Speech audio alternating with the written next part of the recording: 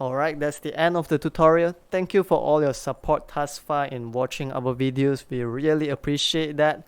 If our work has been helpful to you, please help us by liking it, sharing it, commenting, or subscribing to our channel.